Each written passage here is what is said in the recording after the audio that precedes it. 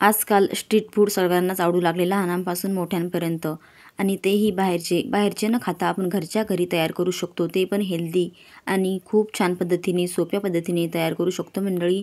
आज आपण पोळीपासून सँडविच बघणार आहोत, खूप सोप्या पद्धतीने आणि घरच्या साहित्यात ते मुलांसाठी आपण तयार करू शकतो. कसं बनवायचं ते पाहूया. त्यासाठी घेतलेलं आहे एक पॅन, त्यामध्ये टाकूया तेल. तेल छान असं गरम होऊ द्यायचं. त्यामध्ये टाकूया मोहरी. मोहरी छान तडतडल्यानंतर त्यामध्ये टाकूया आपण जिरं. जिरं छान फुलू द्यायचं आहे. आता जिरंसुद्धा छान असं फुललेलं आहे. आता आपण बारीक कट करून घेतलेली हिरवी मिरची टाकूया. तुमच्या आवडीनुसार तुम्ही कमी जास्त प्रमाण करू शकता.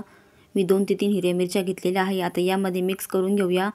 आणि आता यामध्ये टाकायचं आहे आपल्याला मसाले. तुमच्या आवडीचे कुठलेही मसाले घेऊ शकता. मी गरम मसाला, किचन किंग मसाला आणि थोडीशी हळद टाकलेली आहे आणि लाल तिखट टाकायचं आहे 1 चमचा आणि थोडासा चाट मसाला टाकून हे सर्व साहित्य आपल्याला मिक्स करून घ्यायचं आहे तेलामध्ये.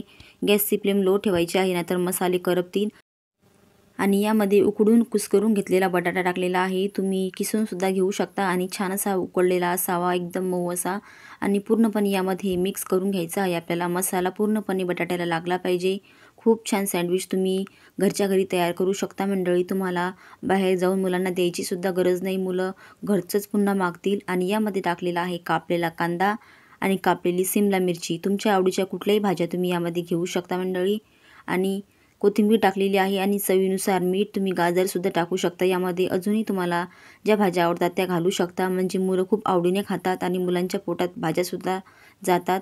आता पूर्णपणे हे मिक्स करून घ्यायचं आहे लो फ्लेमवर. जास्त आपल्याला हे शिजवायचं नाही आहे, थोडंसंच शिजवायचं आहे आपल्याला. आता पूर्णपणे मिक्स झालेलं आहे हे. फक्त 2 मिनिटे आपण हे मिक्स करूया. 2 मिनिटे वाफेवर आपल्याला हे शिजून घ्यायचं आहे.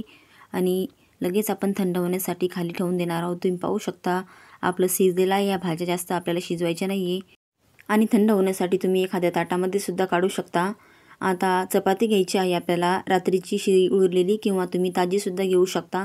आणि यावरती आपण चटण्या लावून घेऊया. तुमच्या आवडीच्या चटण्या तुम्ही यावरती लावू शकता किंवा सॉससुद्धा लावू शकता. आता यावरती मी बटर लावून घेत आहे थोडंसं, असेल तर, नाहीतर तूप लावलं तरी चालेल. सर्व बाजूने छान असं पसरून द्यायचं आहे. खूप छान असं सँडविच आपण घरच्या घरी तयार करता येतं. आणि आता पूर्णपणे लावून झालेलं आहे हे बटर. यावरती आता हिरवी चटणी मी घरीच बनवलेली आहे ती लावून घेत आहे. सर्व साईडने लावून द्यायचं आपल्याला.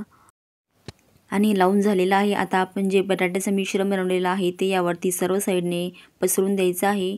तुम्ही हवं तेवढं ते टाकू शकता यावरती, तुम्हाला केवढं आवडते ते कितपत. खूप छान असं सँडविच होते मंडळी. आणि या पद्धतीने असं पसरून देऊया यावरती आपण. तुम्ही यावरती चीजसुद्धा घालू शकता. आता यावरती पसरून दिलेलं आहे. आता यावरून पुन्हा दुसरी आपल्याला पोळी ठेवायची आहे. त्या पोळीला मी थोडंसं सॉस लावून घेत आहे. मुलांना सॉस खूप आवडतो, त्यामुळे मी वरतून सॉस लावलेला आहे. सर्व साईडला लावून देऊया. आणि ती पोळी आपल्याला या पोळीवरती उलटी ठेवायची आहे. अशा पद्धतीने तुम्ही पाहू शकता, म्हणजे उरलेल्या चपात्यासुद्धा आपल्या नाश होणार नाही आणि मुलं हेल्दीसुद्धा खातील. आता इकडे तवा ठेवलेला आहे गरम करायला. त्यावरती आपण थोडंसं बटर टाकून घेऊया. तुमच्याकडे सँडविच मेकर असेल त्यावरती सुद्धा तुम्ही बनवू शकता हे सँडविच. आता बटर लावून झालेलं आहे. यावरती आपण ती पोळी भाजून घ्यायची आहे मंडळी. लो फ्लेमवर छान अशी खरपूस भाजायची आहे. आता वरच्या साईडने आपण थोडंसं बटर टाकूया, म्हणजे गरम झालेली आहे पोळी थोडीशी. पोळी गरम असल्यामुळे बटर आपोआप पिघळतं. आता पाहू शकता तुम्ही, पगळलेलं आहे. या पोळीला पूर्ण बाजूने लागते. आता ते आपोआप पलटी करून घेऊया आपण. 5 मिनिटानंतर पलटी करायचं आहे. तुम्ही पाहू शकता खालच्या साईडने किती खमंग अशी भाजलेली आहे. मस्त सुगंध सुटलेला आहे. आता खालच्या साईडने सुद्धा मस्त असं खमंग आपल्याला भाजून घ्यायचं आहे. तुम्ही पाहू शकता छान असं भाजलं गेलेलं आहे. आता आपलं तयार आहे हे सँडविच. एका ताटामध्ये आपण हे काढून घेऊया. खमंग एकदम हेल्दी असं घरच्या घरी बनवलेलं सँडविच मुलांना खूप आवडेल मंडळी. आता एका ताटामध्ये काढून घेतलेलं आहे. आता आपण हे कट करून घेऊया. तुम्हाला हवी त्या आकारात तुम्ही कट करू शकता. अशा पद्धतीने तुमच्याकडे पिझ्झा कटर असेल तर त्याने सुद्धा मस्त असं कट होतं.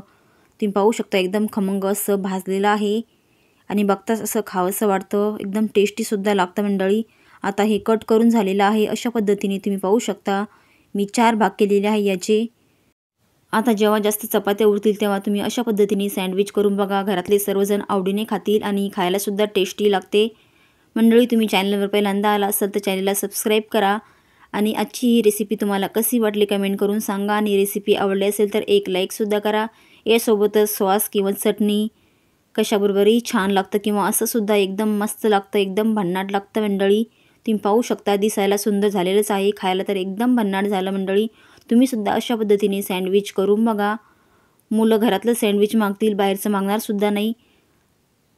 आजची रेसिपी शेवटपर्यंत पाहिल्याबद्दल तुमचे मनापासून खूप खूप धन्यवाद मंडळी. भेटूया अशाच मस्त छान छान झणझणीत चमचमीत टेस्टी भन्नाट रेसिपीमध्ये.